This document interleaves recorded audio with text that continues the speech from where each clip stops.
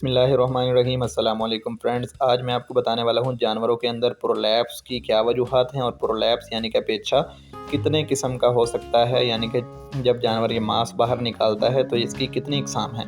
तो व्यूअर, सबसे पहले मैं बताता चलूँ, प्रोलैप्स की दो इकसाम हैं। एक है जी वेजाइनल प्रोलैप्स, जिसके अंदर वेजाइना का थोड़ा सा हिस्सा बाहर देखने को मिलता है। दूसरा है जी यूट्राइन प्रोलैप्स। जैसा कि आप ये देख रहे हैं, अभी जानवर ने पूरी की पूरी यूट्रस इसमें बाहर निकाल दी है। यूट्राइन प्रोलैप्स के अंदर पूरी की पूरी यूट्रस बाहर आ जाती है, यूट्राइन हॉर्न समेत। ठीक है, जैसा कि आप देख रहे हैं, इसके ऊपर अक्सर औकात जेर का भी पूरा हिस्सा आप देख सकते हैं, क्योंकि जेर अगर उसने गिरा दी है तो बेस्ट है, अगर नहीं तो फिर आपको बाहर से ही उसको रिमूव करना पड़ेगा।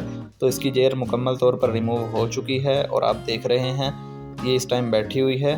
तो अभी मैं आपको बताने वाला हूँ कि जानवरों के अंदर यूट्राइन प्रोलैप्स या सिंपल प्रोलैप्स जो वेजाइनल प्रोलैप्स है उसकी क्या वजूहात हैं। तो व्यूअर्स, जो प्रोलैप्स है यानी कि पेच्छा मारना, उसकी सबसे बड़ी वजह ये है कि एक तो ये विरासती तौर पर आता है, यानी कि एक जानवर की नस्ल में चल रहा है।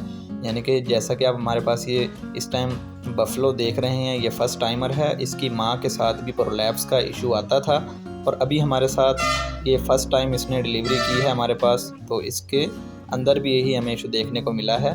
तो चलें मैं आपको बताता हूँ इसके लिए हमें क्या चाहिए। सबसे पहले आपने फ्लैजेल देखी है और ये लिग्नोकेन हमारे पास जेल मौजूद है लोकल टॉपिकल यूज़ के लिए, साथ डेक्सामेथासोन स्टेरॉयड और साथ कीटोप्रोफिन हमारे पास मौजूद है, और साथ एंटीबायोटिक्स में हमारे पास मौजूद हैं जी पेंसिटिन, जिसको पेंसिलिन जिसके अंदर है, और साथ साथ हमारे पास मौजूद है जी नॉर्मल सेलाइन और कैल्शियम की एक मिल्फॉन सी की ड्रिप। ठीक है, तो ये सब दिखाने का आपको मकसद ये है कि आप जब भी इस तरह का केस देखें तो आप ये मेडिसिन यहाँ से आपको पता चल जाए, आपके नॉलेज में आ जाए कि आपने क्या क्या सबसे पहले केस के लिए रखना है। और साथ पोटाशियम परमैंगनेट, जिसको हम पिंकी बोलते हैं, KMnO4, ठीक है, वो भी आपके पास होनी चाहिए। उसका सोल्यूशन आपने सबसे पहले तैयार कर लेना है। कोशिश करें पानी नीम गर्म ले लें, ताकि जिस टाइम आप इसके ऊपर डालें तो अच्छे तरीके से वॉशिंग हो जाए। तो चलें मैं वजूहात बता देता हूँ जानवरों के अंदर प्रोलैप्स की।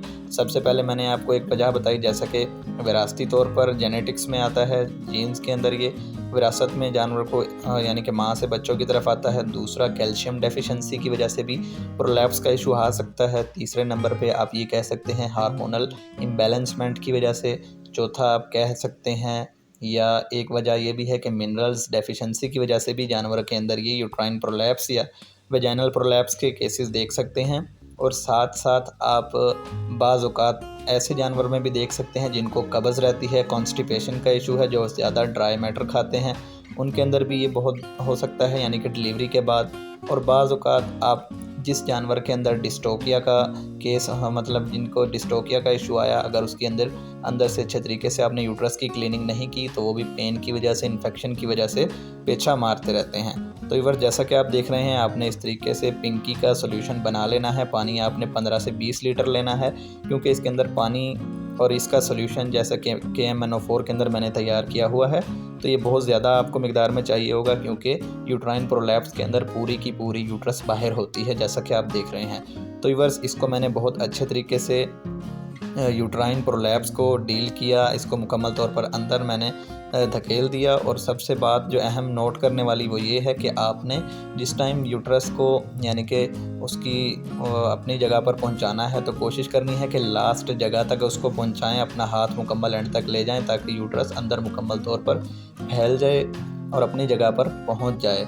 बाज़ औक़ात कुछ लोग ऐसे करते हैं कि उसको अंदर धकेल देते हैं, लेकिन उसको अपनी असल जगह तक नहीं पहुंचाते, जिसकी वजह से जानवर बार बार ज़ोर लगाता रहता है और पेशाब नहीं कर पाता। उसको पेशाब का इशू बन जाता है, क्योंकि उसके यूरिनरी ब्लैडर के ऊपर यूट्रस का पोर्शन पड़ा होता है। ठीक है, तो आपने कोशिश करनी है कि ये आपने गलती नहीं करनी। तो चलें ट्रीटमेंट आपको बताता हूँ। तो एक बार सबसे पहले आपने अपने जानवर को कीटोप्रोफिन या कोई भी एनसेडा, मिलोक्सिकेम, फ्लोनेक्सिन, मैग्लोमिन या कीटोप्रोफिन कोई भी दें 20 ml। साथ आपने स्टेरॉयड लाजमी देना है, क्योंकि लाजमी बात है कि जिस टाइम आप उसको डील कर रहे हों, केस कर रहे हों, उस टाइम उसके अंदर ज़ख़म हो सकते हैं। ज़ख़म की वजह से जानवर को पेन होगी, तो आपने डेक्सामेथासोन या पैनाकॉर्ट या प्रेडनिसिलोन कोई भी आपने किसी भी कंपनी का लेके जानवर को लाजमी लगाना है। ठीक है, उसके साथ साथ आपने नोट करना है कि जानवर आपका लाजमी पेशाब करे। अगर नहीं करता तो आपने कोशिश करनी है कि ये सब इंजेक्शन लगाने के 1 घंटा डेढ़ बाद आपने ड्यूरेटिक लगाना है ताकि जानवर यूरिन पास कर दे। वैसे तो एनसेड लगने के बाद अक्सर जानवर यूरिन पास कर देते हैं, लेकिन अगर ज़रूरत पड़े तो आप लगा सकते हैं। ठीक है, इसके साथ हम 20 ml इसको पेनिसिलिन देंगे।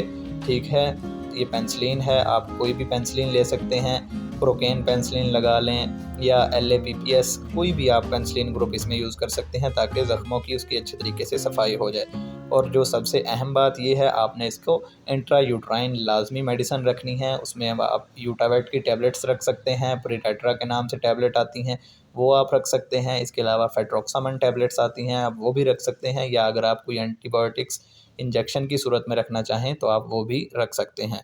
ठीक है, तो आपको मैंने मुकम्मल तौर पर इसका बता दिया है, सारी चीज़ें मैंने आपको दिखाई हैं, इसकी वजूहात भी बता दी हैं, सारा ट्रीटमेंट भी आपको दिखा दिया है और अल्हम्दुलिल्लाह हमने इसको बहुत अच्छे तरीके से डील कर लिया। और आपने यही ट्रीटमेंट 3 से 4 दिन लाज़मी करना है और 7 और लिए आपने कोशिश करनी है स्टोमक पाउडर दें। तो इंशाल्लाह मिलते रहेंगे नेक्स्ट वीडियो में, तब तक के लिए अल्लाह हाफ़िज़।